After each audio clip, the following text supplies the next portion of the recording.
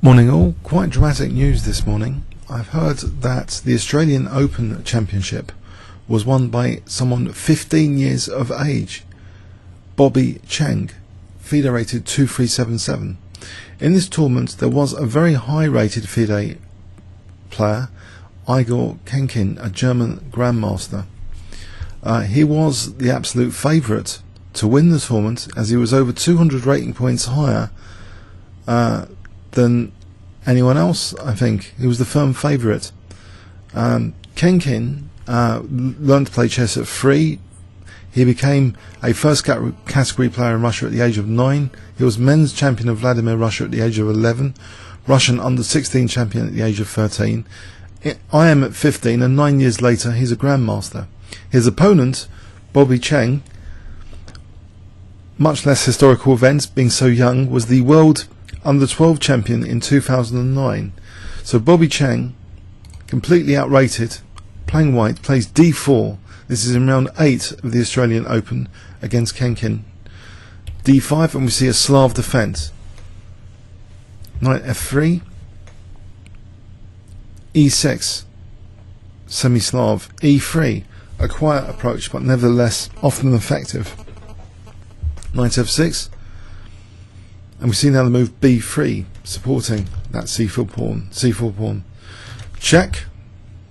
Knight bd2, knight e4. White just calmly plays bishop d3 here, and black now gets a kind of Dutch stonewall type position.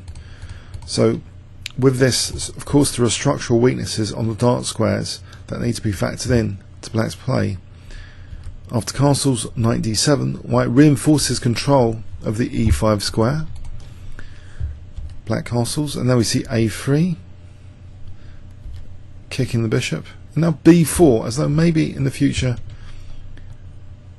b5 or c5 could be interesting, and also perhaps to be able to answer a5 with b5 as well is an added bonus. Black plays queen f6, as though there's going to be a standard sort of attack on the king side here. This next move, knight e1, gives the idea that white is interested in playing f4 here. That will blunt this bishop on the diagonal, maybe help safeguard the white king, and later perhaps knight f3 to e5 after that. Black doesn't want white perhaps to do the move f4 here, locking up the e5 square. So instead, in response rather, black plays e5 immediately here. It is a slight issue with this that it weakens d5 a little bit, and at the moment you can't possibly imagine, perhaps with all this congestion on the d file, that d5 could be an issue in this position. But let's see what happens. C takes d, c takes d. Now knight df3, and black takes on d4, bishop takes d4. White's dark square grip is important here. Queen f7, and now this move bishop c2, getting out of the way on the d file for a frontal attack and preparing to put more pressure on d5 like this. The move b6, which would seem to be very nice for a player with the Dutch stonewall to do something with this bishop. It's not usually this good, and here it's threatening this rook potentially with bishop a6. We see in this position now bishop b3, bishop a6. And the other idea behind bishop a6 is not just this rook, but maybe bishop c4 and get rid of this liability, this structural liability. But white in this position now plays a very accurate move indeed. I wonder if you can spot it if I give you 10 seconds starting from now, or you might want to pause the video.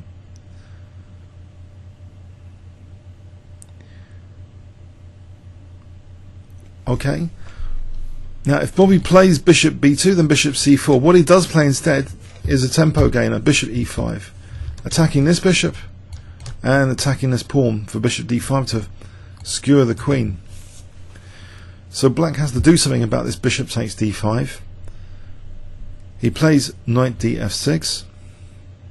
Okay, and white's given a chance to do something about the rook, but this knight is also heading for f4 here potentially, again ganging up on d5. That poor d5 pawn in this game has been made a victim.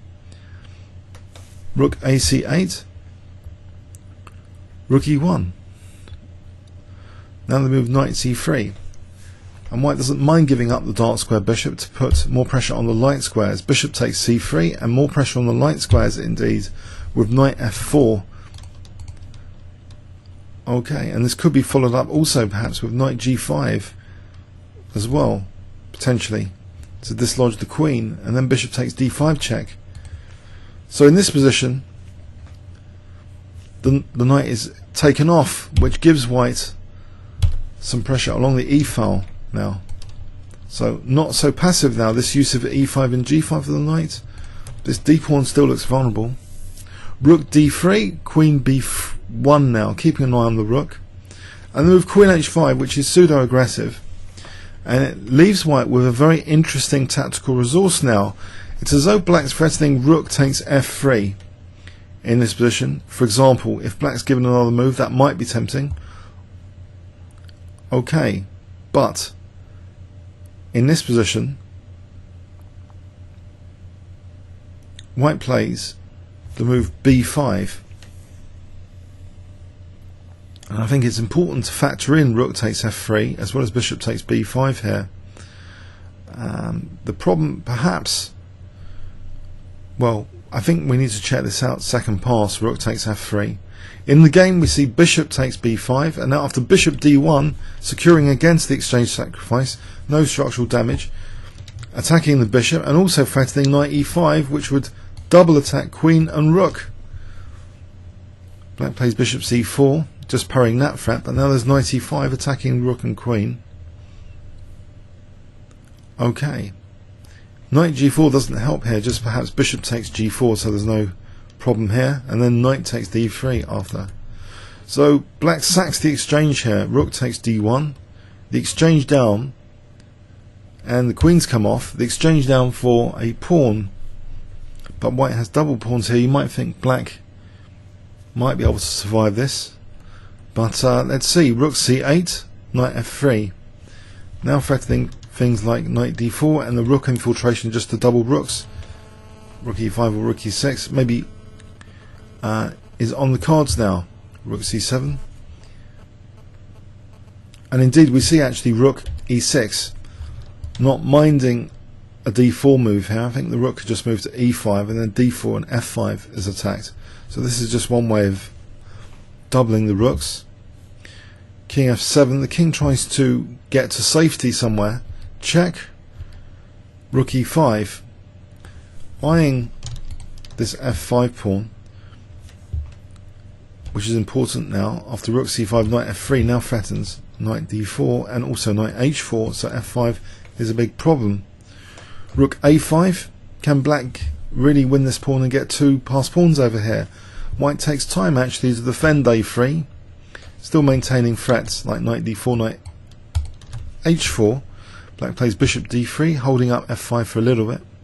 Rook e6 blocks the black king from going backwards. Bishop b5, and now the black king's drawn forward after check, and also winning f5 now. Was this a blunder? Hang on a sec, why was bishop b5 played? Well, the problem is that rook e7 is also not just threatening this sort of stuff, which is held up by the bishop, it's threatening knight e5 check. And bishop e4 probably doesn't help because knight e5 and f3 is starting to be unpleasant, for example. But we'll do a check in the second pass. But bishop b5 basically does lose now the f5 pawn. After check, knight takes f5. This is not looking good, and g7 is under fire. That's moved forward. Now knight d4 blockading, again blockading that poor d pawn. Bishop d3, and now h3, and there are serious king safety issues emerging now. Rook a4, knight e6. Okay, it looks pretty grim, the exchange down here.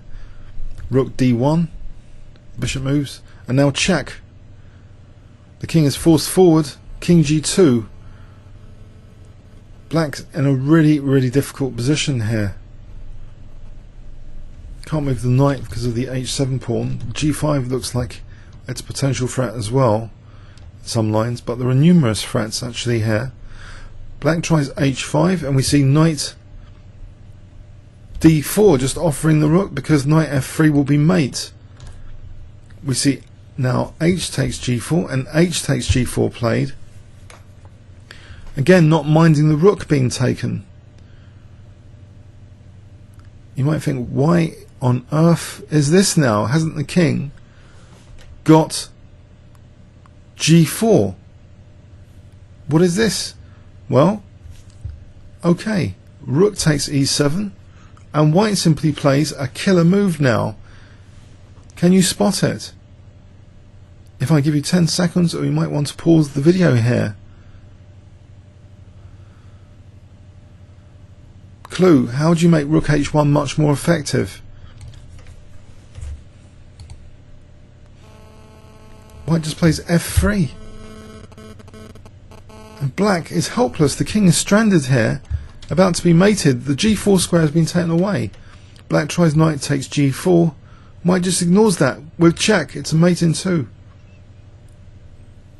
Black resigned here. If knight h2, rook h2 is mate. Wow. Kids nowadays, eh? A 15-year-old Bobby Cheng has just defeated here in round 8 of the Australian Open a 26-59 GM, very experienced Igor Khenkin. And not only that, Khenkin didn't do so well after this round and was taken out of the prizes totally. And Bobby Cheng eventually just won this tournament.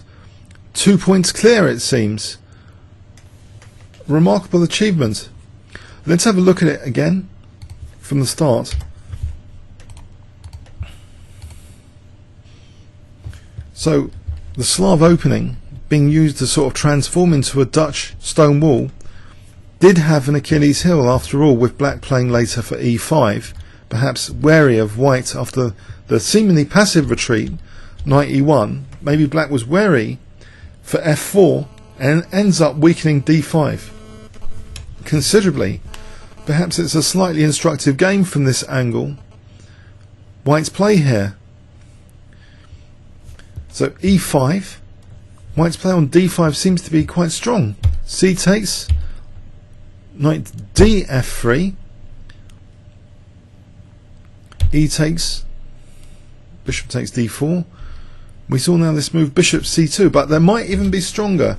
From an engine point of view, bishop c2, although attractive, there might be bishop b5 as an alternative, just to simply follow up with knight d3, but it might be about equal. Bishop c2 looks like a very nice move as well. Engine prefers bishop b5 here though as the plan to target d5.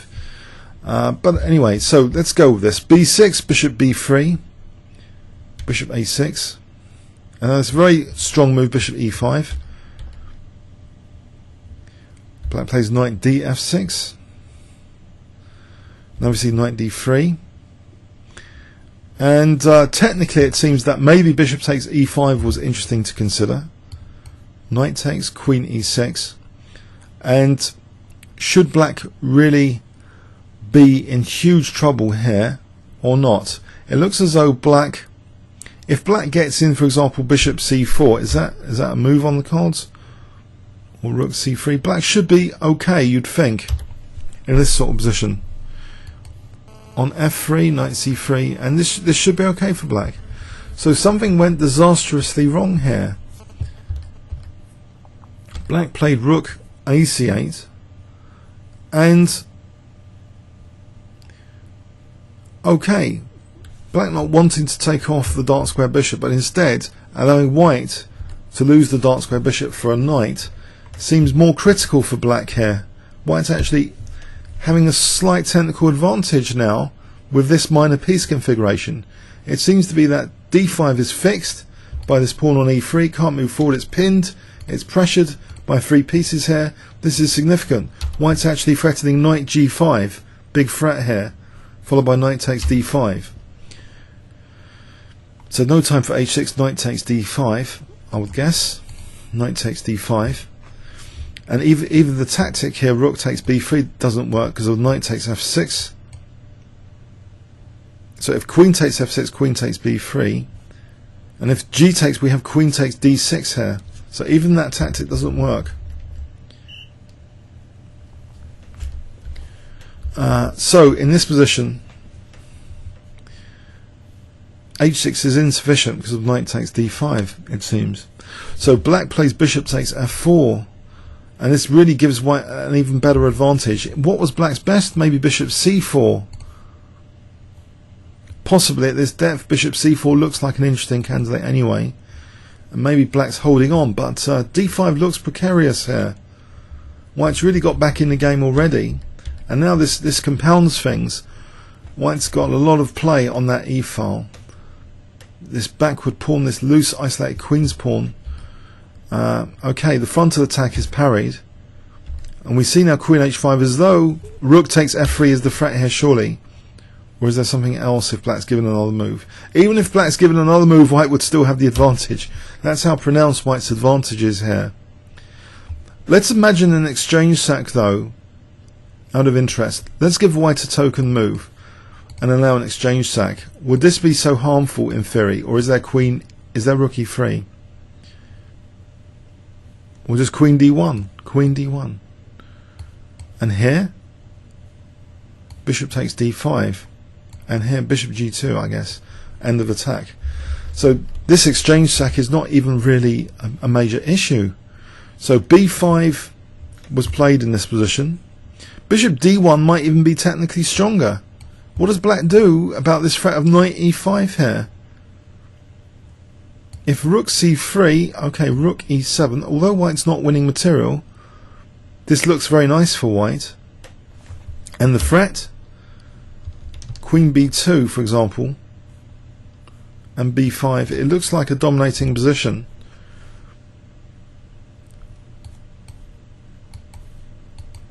Okay, white would be a little bit better, but in the game clear material gain was made with b5, or it seemed. Okay, did black have rook takes f3 in this position? Is this dangerous? It might be dangerous to take here, but actually white has bishop d1 in this position, and that is more safely winning material. Knight g4. This looks a little bit scary, this variation, to take here and allow check, but that diagonal's been blunted. It looks very scary, but insufficient for black, it would seem. If we go for a check like this and a check like this, just king d2 here, and black's losing material. Queen h4, we take the rook, it's all over. So this attack is not working. This rook takes f3 is not working, it seems. So anyway, black ends up just accepting the loss of the exchange for one pawn here. So white's a little bit better, and the advantage just increases here very shortly. So rook e5, powerful move. You might think, hold on a sec, what about something which looks aggressive, knight e4, or maybe just knight e6 attacking the rook? If this sort of position, this isn't so hot for black. White's still doing well there in this sort of position. So okay, black goes downhill though here after white takes time to protect the pawn. And now there are very serious threats in this position. Knight e5 check and knight takes d3 is the main one. So the bishop moved here, which just leads to total collapse of position.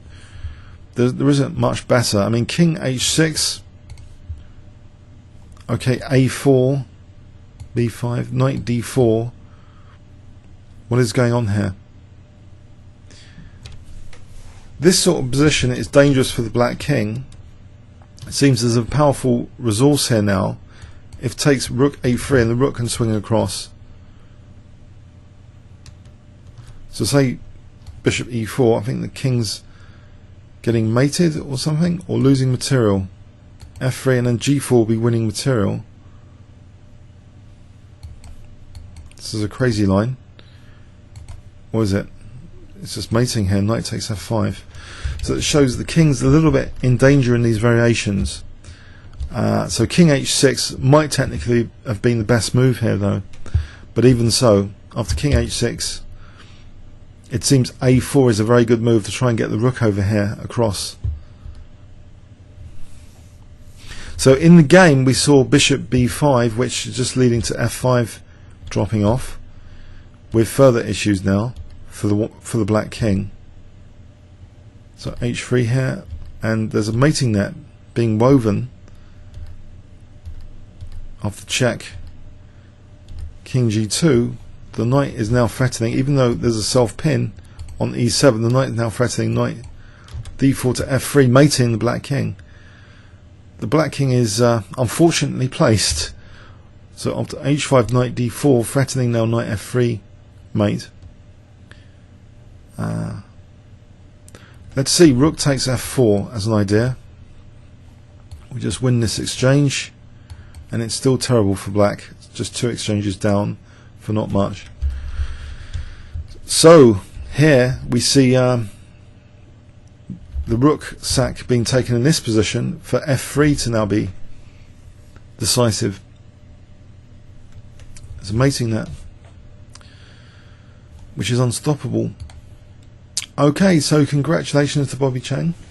What a remarkable tournament, and overcoming in one round a 2659 grandmaster, a top 100 player in the world, Igor Khenkin. Comments or questions on YouTube?